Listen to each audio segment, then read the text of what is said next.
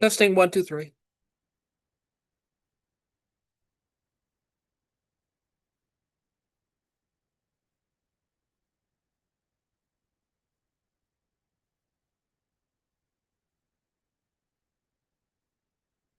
Okay.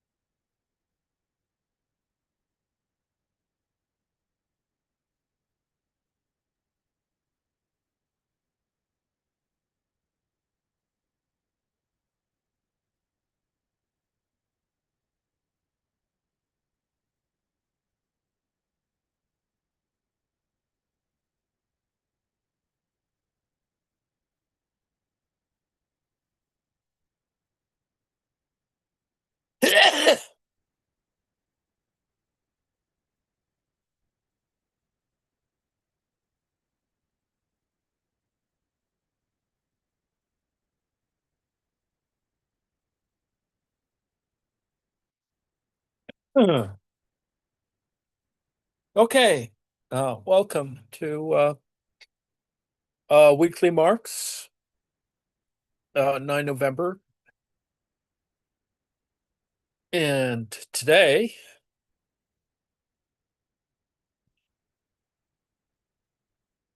we're looking at the economic manuscripts of 1861 to 63, but more specifically the subsection that results in theories of surplus value.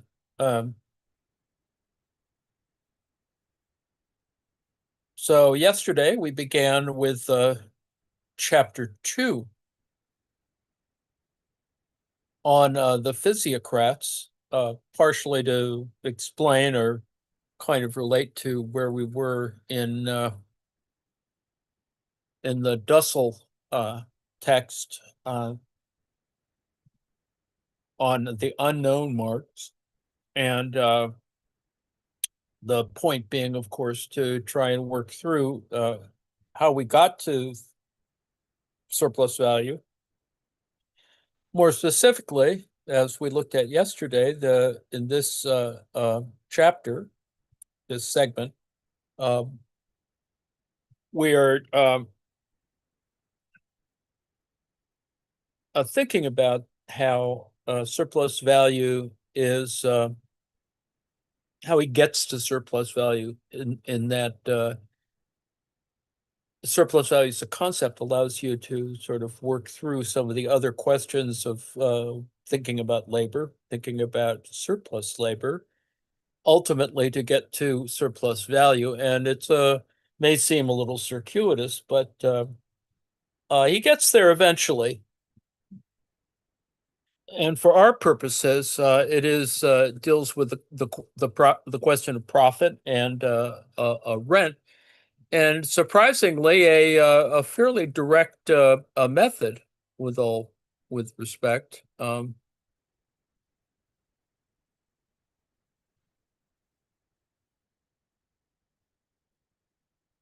So let's us begin, and we can get to the end. Confusion of value with material substance, Pauletti. The confusion of value with material substance, or rather the equating of value with it, and the connection between this view and the whole outlook of the physiocrats comes clearly to light in the following extracts from Ferdinando Pauletti. In part directed against Very, who in his meditations on political economy had attacked the physiocrats in 1777. Quote, such a such a multiplication of matter as are the products of the earth has certainly never taken place through industry, nor is it possible. This gives matter only form. It only modifies it. Consequently, nothing is created by industry. But the objection may be raised, industry gives matter form, gives form to matter, and consequently it is productive. Even if this is not a production of matter, it is nevertheless one of form.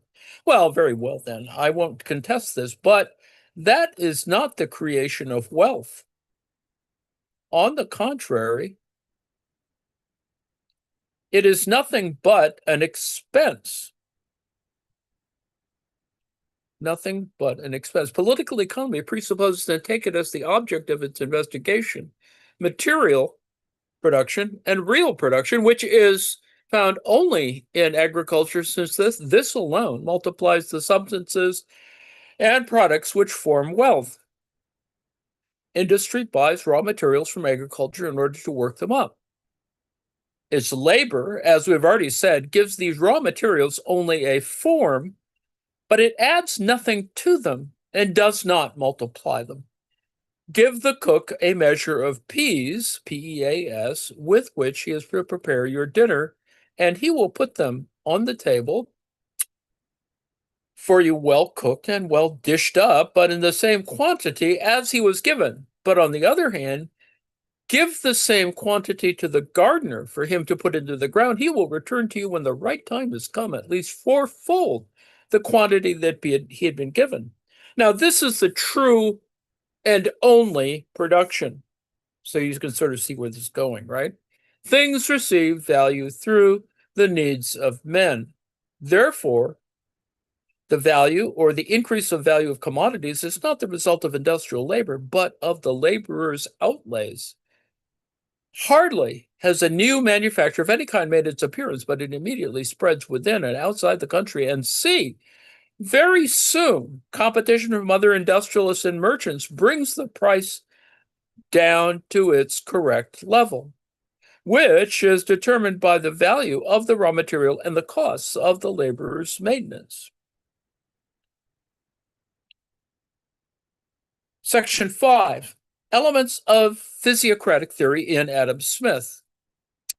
Agriculture is the first of all branches of industry to use the forces of nature on a considerable scale. Their use in manufacturing industry becomes apparent only at a higher stage of industrial development. The following quotation shows how, in this connection, Adam Smith still reflects the prehistory of large-scale industry, and for this reason upholds the physiocratic point of view, and how Ricardo answers him from the standpoint of modern industry.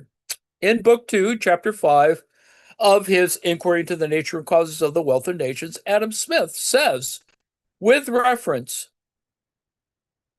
to the rent of land, quote,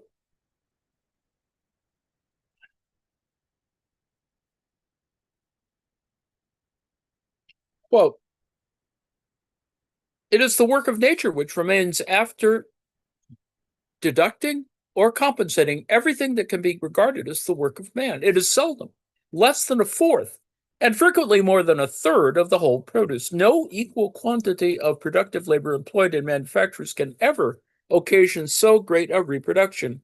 In them, nature does nothing. Man does all, and the reproduction must always be in proportion to the strength of the agents that occasion it. Close quote. On which Ricardo is commenting on Smith in his Principles of Political Economy and Taxation, 1819. Quote, does nature nothing for man in its manufactures? Manufactures are the powers of wind and water, which move our machinery and assist navigation, nothing. The pressure of the atmosphere and the elasticity of steam, which enable us to work the most stupendous machines, are they not the gifts of nature? To say nothing of the effects of the matter of heat in softening and melting metals, of the decomposition of the atmosphere in the process of dyeing and fermentation. There is not a manufacture which can be mentioned in which nature does not give her assistance to man and give it to generously and gratuitously. An anonymous author emphasizes that the physiocrats regarded profit only as a deduction from rent. For instance, they say, of the price of a piece of lace, one part merely replaces what the laborer consumed, and the other part is only transformed from one's pocket, i.e., that of the landlord, to another's. 1821. The view of Adams, close quote, the view of Adam Smith and his followers that the accumulation of capital is due to personal stinting and saving and self-denial of the capitalists also originates from the view of the physiocrats that profit, including interest, is merely revenue for the consumption of the capitalists. That profit, including interest, is merely revenue for the consumption of the capitalists. They could say this because they're only regarded land rent as the true economic, so to speak, legitimate source of accumulation. He, says Turgot, i.e. the husbandman, is the only one whose labor produces over and above the wages of labor, close quote. Here, the entire profit is reckoned in with the wages of labor. The cultivator creates over and above that restitution of his own wages the revenue of the proprietor, and the artisan creates no revenue either for himself or for others. All the land produces up to the amount that replaces the advances of every kind, and the profits of the person who has made the advances cannot be regarded as a revenue, but only as the return of the expenses of cultivation, close quote. Blanqui, in the History of Political Economy, 1839, says of the physiocrats, quote, they are of the opinion that labor applied to the cultivation of the soil produced not only the wherewithal to maintain the laborer throughout the entire duration of the task, but also on excess of value, that is surplus value, which could be added to the mass of already existing wealth. They called this excess the net product. Thus, they conceive surplus value in the form of the use values in which it appears. The net product had necessarily to belong to the owner of the land and constituted in his hands a revenue fully at his disposal. What then was the net product of the other industries? Manufacturers, merchants, workmen, all were the employees, the stipendiaries of agriculture, sovereign creator and dispenser of all wealth. The products of the labor of these latter represented in the system of the economists only the equivalent of what they had consumed during the task, so that after their work was completed, the sum total of wealth was absolutely the same as before, unless the workmen or the masters had placed in reserve, that is to say, saved what they had the right to consume. Thus, then, labor applied to the soil was the only labor productive of wealth. And labor in other industries was regarded as sterile because no increase in the general capital resulted from it, close quote. Thus, the physiocrats saw the production of surplus value as the essence of capitalist production. It was this phenomenon that they had to explain, and it remained the problem after they had eliminated the profit upon alienation of the mercantile system. In order to acquire, quote, in order to acquire money, says Mercier de la Rivière, one must buy it, and then after this purchase, one is no richer than one was before. One has simply received in money the same value that one has given in commodities.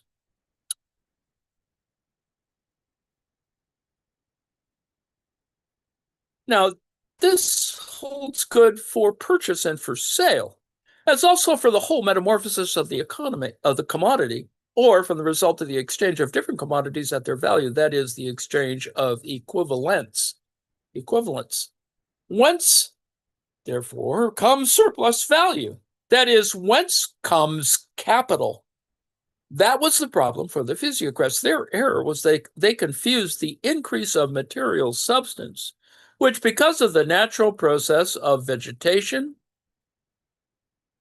and generation, distinguishes agriculture and stock raising from manufacture, with the increase of exchange value. Use value was their starting point, and the use value of all commodities reduced, as the scholastics say, to a universal, was the material substance of nature as such, whose increase in the same form occurs only in agriculture. Germain Garnier, the translator of Adam Smith and himself a physiocrat, correctly expounds their theory of savings. First, he says that manufacture, as the mercantilists maintain of all production, can only produce surplus value through the profit of expropriation by selling commodities above their values, so that only a new distribution of values created takes place, but no new addition to those created values. Quote, the labor of artisans and manufacturers opening no new source of wealth can only be profitable through advantageous exchanges. It has only a purely relative value, a value which cannot be repeated if there is no longer the opportunity to gain on the exchanges. This is 1802. Or the savings which they make, the values which they secure over and above those which they expend, must be stinted from their own consumption. The labor of artisans and manufacturers is the only able to add to the general amount of the wealth of society. The savings made by the wage laborers and the capitalists may well tend by these means to enrich society, close quote. And in greater detail, quote, the laborers in agriculture enrich the state by the product of their very labor, by the very product of their labor. Laborers in manufactures and commerce, on the contrary, cannot enrich it otherwise than through savings on their own consumption. This assertion of the economists is a consequence of the distinction which they have established and appears to be quite incontestable.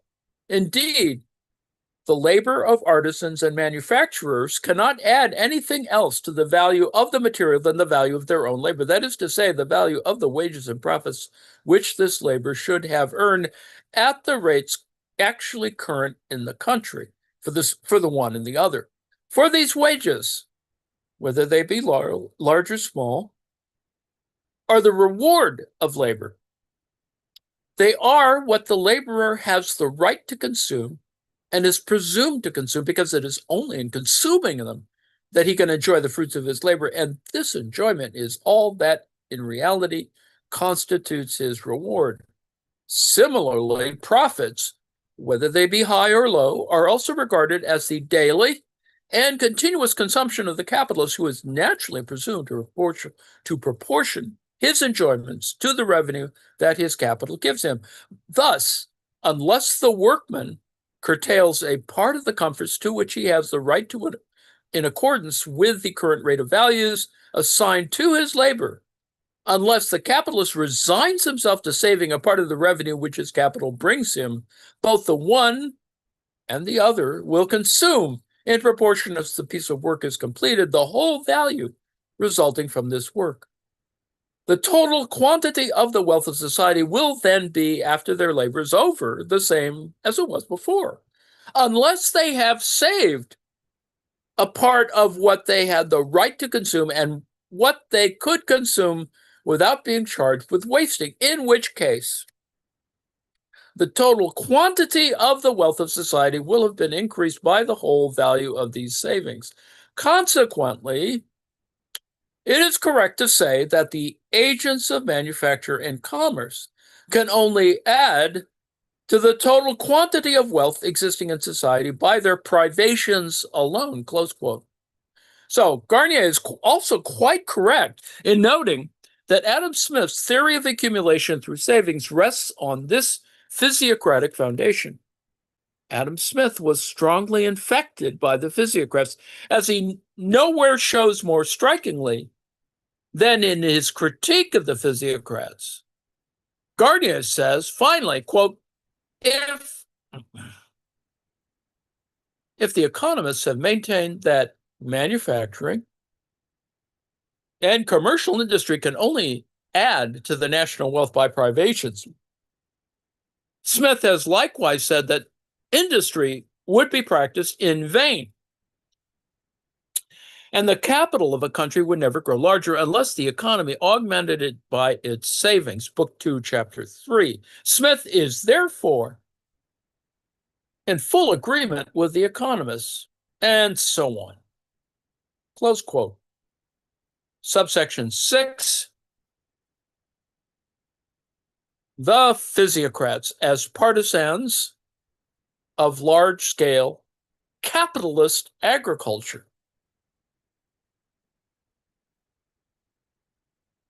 Among the immediate historical circumstances which facilitated the spread of physiocratic theory and even its emergence, Adolphe Blanqui, in the work already mentioned, adduces, quote, of all the values which shot up in the feverish atmosphere of the system, that is, laws, nothing remained except ruin, desolation, and bankruptcy. Landed property alone did not go under in the storm. For this reason, Herr Proudhon, in Philosophe de la Misère, puts landed property only after credit. It even produced its position by changing hands and being subdivided on a large scale. For the first time since feudalism. In particular, the innumerable challenges of ownership, which were affected under the influence of the system, began the process of parceling out property.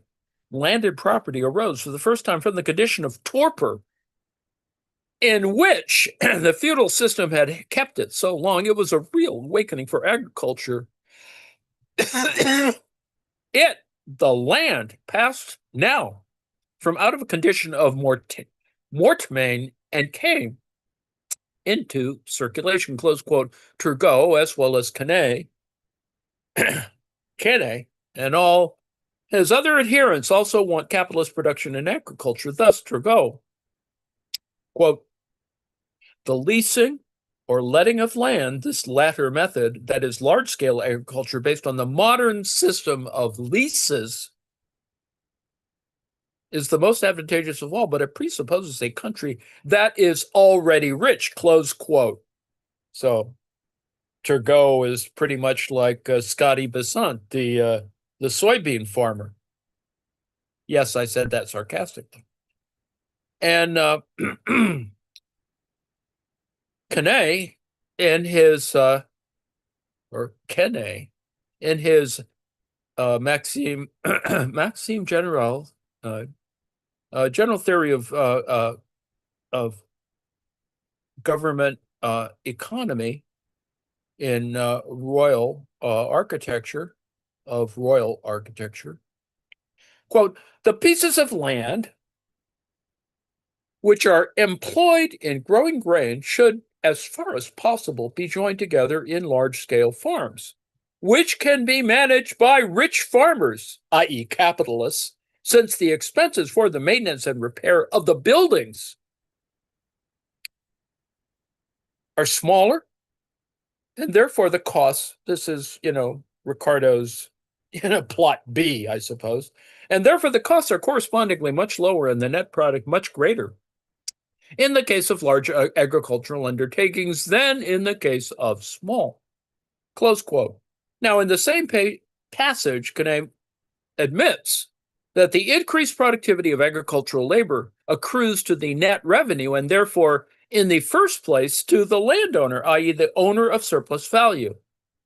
net revenue, and therefore in the first place to the landowner, that i.e. the owner of surplus value, and that the relative increase of the latter arises not from the land, but from the social and other arrangements for raising the productivity of labor. For he says in the same place, quote, this is Kane, every advantageous, that is advantageous to the net product, economy, every advantageous economy in labor, which can be accomplished with the aid of animals, machines, water power, and so on, will be of benefit to the population, etc. At the same time, Mercier de la Riviere has an inkling that surplus value, at least in manufacture, has something to do with the manufacturing workers themselves. Turgot extended this to all production, as already mentioned. In the passage cited, he exclaims, quote, moderate your enthusiasm, ye blind admirers of the false products of industry, before ye extol its miracles. Open your eyes and see how many live in poverty, or at least in need, among those producers who understand the art of converting 20 sous into the value of 1,000 écus. Who then benefits? Who then benefits by this enormous increase in value? What do you say? Comforts are unknown in those whose hands it is accomplished. Take warning then by this contrast. Subsection 7. Contradictions of the political views of the physiocrats, and yes, the French Revolution. There were contradictions in the system of the economists taken as a whole. Among others, Kane was for the absolute monarchy. Quote, there must be only one supreme power. The system of opposing forces in a government is ruinous. It merely indicates discord among the great and the suppression of the small people in the above mentions, Maxime General. Mercier de la Riviere says, quote, by the very fact that man is intended to live in a community, he is intended to live under a despotism. Close quote. And to crown all, the friend of the people, the Marquis de Mirabeau the Elder, it was precisely this school with its laissez-faire, right, laissez-aller, that overthrew Colbertism, and all forms of government interference in the activities of bourgeois society. Yes, free enterprise, the free market. It allowed the state to live on only in the pores of this society, as Epicurus placed his gods in the pores of the world. The glorification of landed property in practice turns into the demand that taxes should be put exclusively on ground rent. And this implies the virtual confiscation of landed property by the state. Just as with the radical section of the Ricardians. The French Revolution, in spite of the protests of Roederer and others, accepted this taxation theory. Turgot himself was the radical bourgeois minister who prepared the way for the French Revolution. For all their sham feudal pretenses, the physiocrats were working hand in hand with the encyclopedists. Oh, Marx. Turgot sought to anticipate the measures of the French Revolution. By the Edict of February 1776, he abolished the guilds. This edict was revoked 3 months after it was promulgated. Similarly, he annulled the road-making corvée des paysans. There's a corvée system, right? He tried to introduce the single tax on rent of land. Oh, gee, Henry George. Sorry. Now we shall come back again to the great service rendered by those physiocrats respecting the analysis of capital. Meanwhile, just this point, surplus value, according to them, is due to the productivity of a special kind of labor, that is, agricultural labor. And on the whole, This special productivity is due to nature itself. In the mercantile system, surplus value is only relative. What one wins, the other loses. Profit upon alienation or oscillation of wealth between different parties, so that within a country, if we consider the total capital, no creation of surplus value in fact takes place. It can only arise in the relations between one nation and other nations. And the surplus realized by one nation as against the other takes the form of money, the balance of trade, because it is precisely money that is the direct and independent form of exchange value. Now, in opposition to this, for the mercantile system, in fact, denies the creation of absolute surplus value, the physiocrats seek to explain absolute surplus value, that is, the net product. And since the net product is fixed in their minds as use value, agriculture is for them the sole creator of it. So you can see this kind of, as Marx will say in subsection 8, vulgarization, right? Subsection 8, vulgarization of the physiocratic doctrine by the Prussian reactionary Schmaltz. One of the most naive representatives of physiocratic theory, how far removed he is from Turgot, is the old smeller out of demagogues and royal Prussian privy councillor Schmaltz. For example, quote, if nature pays him, that is the lessor of the landowner, even double the legal interest, on what plausible ground could anyone dare to deprive him of it? So, Political Economy, translated by Henri Geoffroy, 1826. The minimum of wages is so formulated by the physiocrats that the consumption or expenditure of the landowners, start again. The minimum of wages is so formulated by the physiocrats that the consumption or expenditure of the laborers is equal to the wage that they receive. So, as Herr Schmaltz puts it in a general way, quote, the average wage in a trade is equal to the average of what a man in this trade consumes during the time of his labor, unquote. Quote, rent of land is the one and only element of the national revenue. And interest on capitals employed in the wages of all kinds of laborers only make the product of this rent pass and circulate through everyone's hands, close quote. The utilization of the land, its faculty, its capacity for the annual reproduction of rent is all that constitutes the national wealth. The utilization of the land, its faculty, its capacity for the annual reproduction of rent is all that constitutes the national wealth. If we go back to the foundations of the first elements of the value of all objects, whatsoever they may be, we are forced to recognize that this value is nothing other than that of the simple products of nature. Yeah, we're back to the gifts again. That is to say, although labor may have given a new value to these objects and raised their price, this new value, or this price is only made up, nevertheless, of the total values put together of all the natural products, which, because of the new form that labor has given them, have been destroyed, consumed, or used by the laborer in one way or another. Close quote. Now, this kind of labor, that is, agriculture proper, being the only labor that contributes to the production of new bodies, it is therefore the only labor that can, up to a certain point, be considered productive. As for labors in working up material or in industry, they simply give a new form to bodies which nature has produced, close quote.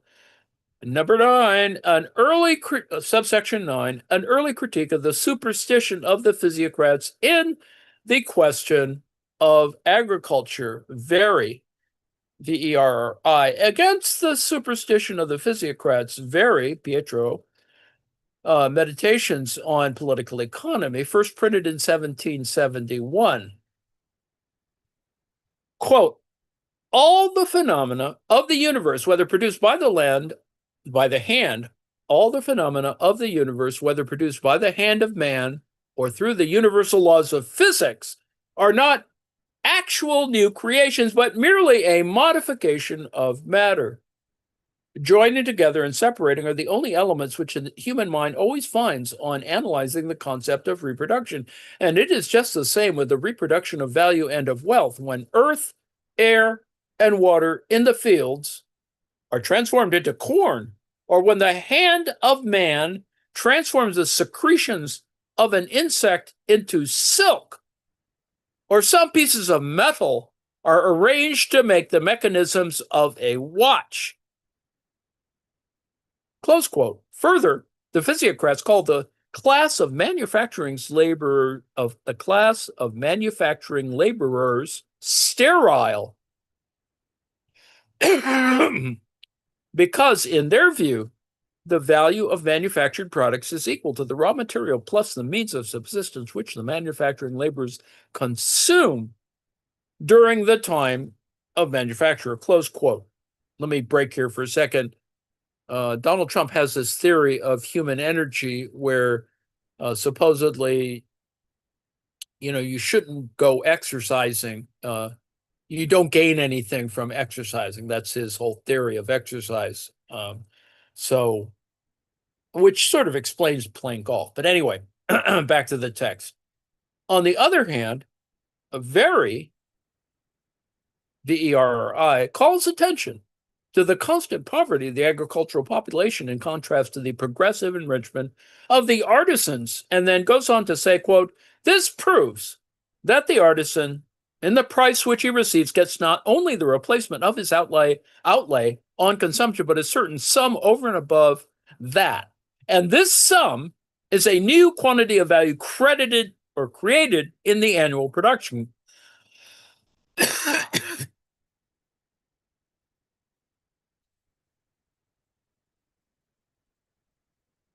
The newly created value is therefore that part of the price of the materials and the necessary outlays on consumption while they're being worked up. In agriculture, the seed and the consumption of the husbandman must be deducted.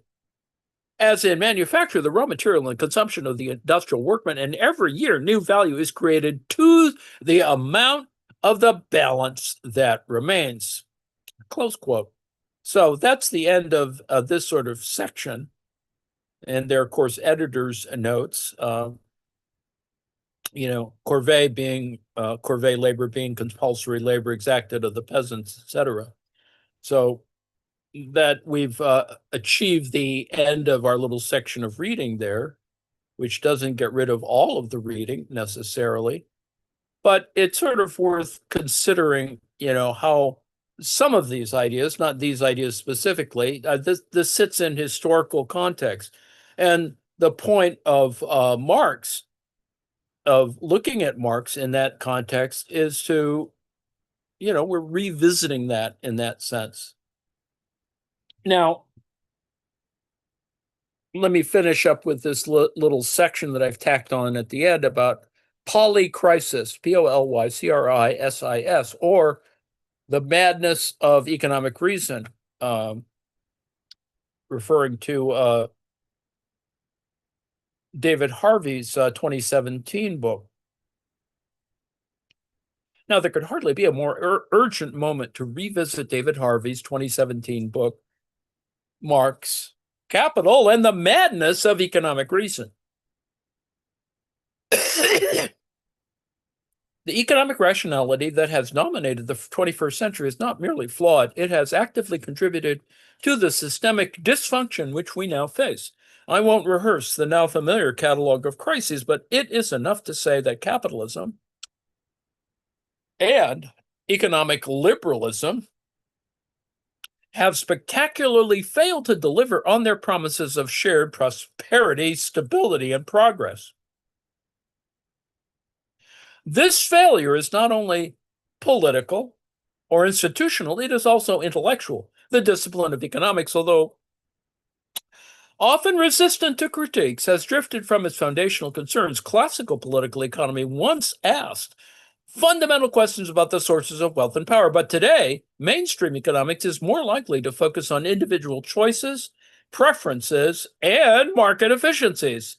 Lionel Robbins's influential definition, that is, for example, economics as the science of choice under scarcity, stands in stark contrast to earlier conceptions in the field.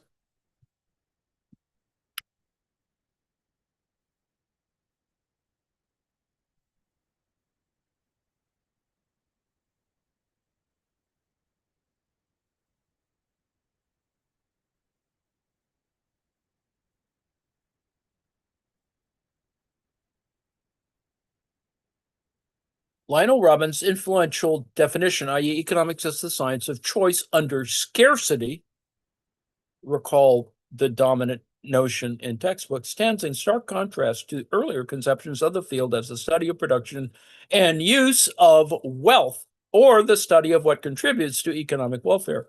Now, this shift reflects not just a change in emphasis, but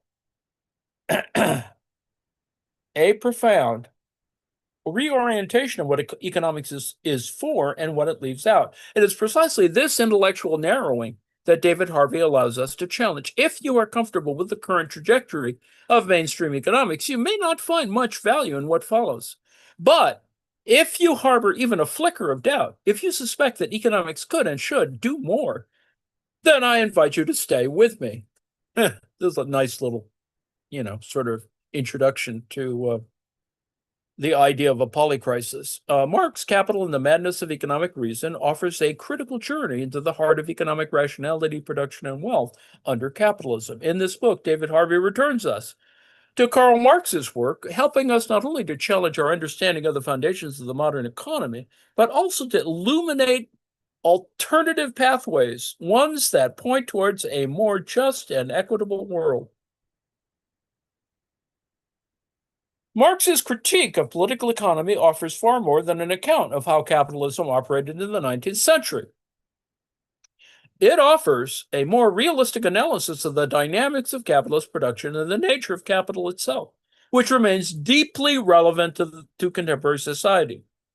Marx's focus on the functioning of markets resembles today's economic frameworks, though his concern lies not with individual choices and preferences, but with the processes through which value is created and distributed. The processes through which value is created and distributed, and the central role of labor in these processes. See, kind of what we've been talking about all along. In this light, David Harvey's Capital and the Madness of Economic Reason can be understood as a rigorous attempt, one that any serious social researcher should aspire to, engaging with Marx's insight to shed light on the contradictions and irrationalities of the modern economic system. Commodification of everyday life. Consider, for instance, the growing frustration with how more and more aspects of our lives are being priced, packaged, and subjected to market logic, a logic that systematically excludes those without purchasing power. Many of us intuitively sense that nearly everything essential to survive and flourish, that is, healthcare, education, housing, and even clean air, is now up for sale. And that intuition is spot on. Today, sheer production for the sake of making more money is not just common practice, it is celebrated as the embodiment of entrepreneurial spirit and the engine of innovation and progress. But the issue at stake is not merely the commodification of everyday life. The commodification of everyday life. It's the deeper question of where that more money actually comes from and at whose expense. Mainstream economics tends to treat this more money, aka profit, as a benign and simple difference between revenue and costs. It neatly categorizes income derived from wages, profits, and interest as rewards for the factors of production, with profit and interest often identified as, or often justified as, returns to risk or the supply price of capital. The discipline is also unapologetically candid about firms aiming to maximize profits. Yet, it rarely interrogates the social and material conditions that makes profit possible in the first place. For the attentive and curious mind, something remains unresolved. The origin of profit is elusive, almost mystified. As British economist Joan Robinson observed, as late as, or as early as 1492,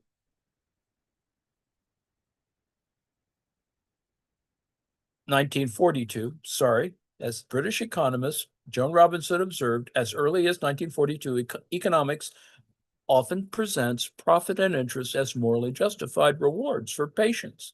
Rewards for patience, that is, for simply waiting. But this framing sidesteps the possible explanation that profit is not created in a vacuum, but extracted through specific relations of production, power, and exploitation. To understand these relations, we must return to our initial intuition that nearly every human being is being transformed into a commodity, that every basic human need is being transformed into a commodity. This is not merely a feeling or vague discomfort. It's a historically grounded insight. Classical political economy and its most incisive critic, Marx, placed the commodity at the center of their analyses. For Marx and for David Harvey following him, the commodity is not just a product. It is the basic unit of capitalist society, the engine of capital accumulation. This is precisely where Marx, Capital, and the Madness of Economic Reason begins, particularly chapters 1, 2, and 3. Harvey invites us to revisit the commodity not as a neutral object of exchange thought, which we maximize our utility, as a neutral object of exchange thought, which we maximize our utility, but as a crystallization of social labor, value, and power, a lens through which the logic of accumulation and the madness of economic reason can be understood. Pretty much all there, right? And in fact, essentially reproduces Marx's point. Commodities in Marx's framework are goods or services produced through human labor to meet needs, but under capitalism, they are produced primarily for exchange, not for direct use. The ultimate aim is not provision, but profit. Crucially, the value of a commodity is not inherent in the object itself. It derives from the socially necessary labor time required for its production. This insight forms the cornerstone of Marx's labor theory of value. That is, the ultimate aim is not provision, but profit. Crucially, the value of a commodity is not inherent in the object itself. It derives from the socially necessary labor time required for its production. Building on this, what appears as a simple difference between the revenue generated by a commodity and its production costs is, in fact, the extraction of surplus value. That is, the excess value created by workers beyond what they are paid in wages. In other words, profit is not a neutral term, a neutral return on investment. It is monetized form of unpaid labor, the hidden engine of capital accumulation. That is Marx's theory of surplus. So, encapsulated in a couple of sentences used to introduce Harvey's text on the madness of reason, I think you can sort of see that we haven't left everything, as it were. So, needless to say, I've come to the end early, and I will end the live stream and end the share. And thank you for your attention. And next weekend, we will likely continue with not necessarily to the next section in the theories of surplus value, but we will probably be looking at something in theories of surplus value more related, as it were, or related to our continuing discussion during the week or examination of Dussel's The Unknown Marx. which is, an analysis of or explanation of the economic manuscripts of 1861 to 63. The original version, prior to, for example, because there is as Dussel has identified, within the context of these manuscripts, or in fact, you can say that it is the gap in the production of these manuscripts, wherein Marx spends more time on theories of surplus value specifically, that we're looking at. And so it's sort of bookended. Theories of surplus value is bookended by the manuscripts of 1861 to 63. It doesn't disclaim the efforts of Marx and others, Kautsky et al., to edit theories of surplus value, but we need to sort of look at the overall picture to see where this kind of fits. And note, of course, that the history of the theories of surplus value as a kind of encyclopedia, as it were, gets kicked forward by Marx for maybe obvious reasons, in that Marx is sort of taking a look in a kind of historical evolution of certain ideas, a history of thought, as it were. But he's also, as he's doing that, which is the most important element, is to see how it fits into the evolution of Marx's theory of value and eventually a theory of surplus value, a labor theory of value and a theory of surplus value, which are not identical, I would assert. And I think it's important to note that difference as we continue on. And as I think, which is why I've been looking at certain authors to sort of get through that kind of interpretive problem. So I'll stop the live stream and stop the share, and thank you for your attention. On Monday, we'll probably go back to looking at Dussel again. We're up to chapter 11, I think. So we'll continue to sort of fuss through that and get to the end of that, I suppose, in the coming weeks, as they say. As I said, thank you.